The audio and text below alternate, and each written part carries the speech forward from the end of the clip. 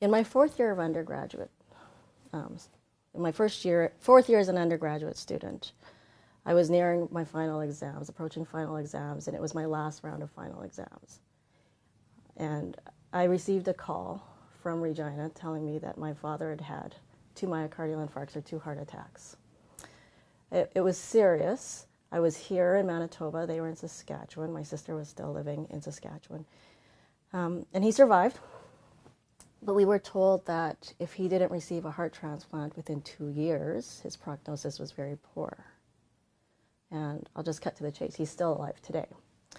So this happened at a pivotal time because I was at that point where I was starting to decide what to do with my science degree. So there were multiple fields I could enter, but cardiovascular research at that time appealed to me for obvious reasons. So that's the initial stimulus for me to become a cardiovascular researcher. He suffered from heart failure for a number of years.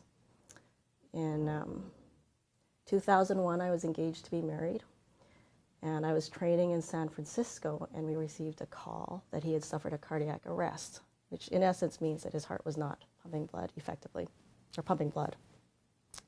So they were living in Kelowna at that time. I flew up to Kelowna. The nurse, when I spoke with her, said that I needed to come up quickly to say goodbye.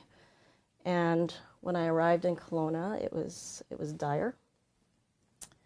But he survived again, and the cardiologist scribbled in his chart a miraculous recovery.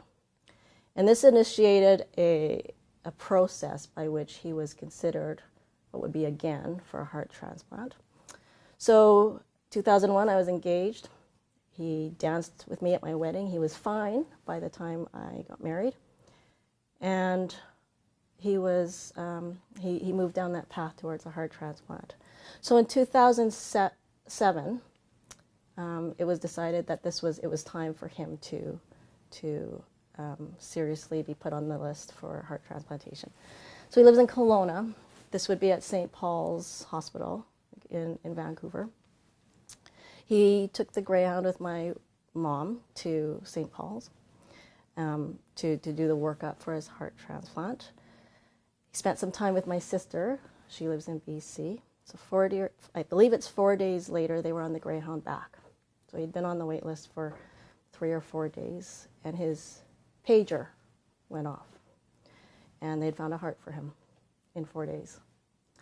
So in 2007, he received his heart transplant, and he's going strong.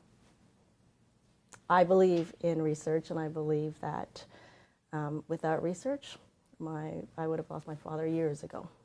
He's met all of his grandchildren, what I believe to be all of his grandchildren. It's been wonderful. So I'm committed to continuing in this area.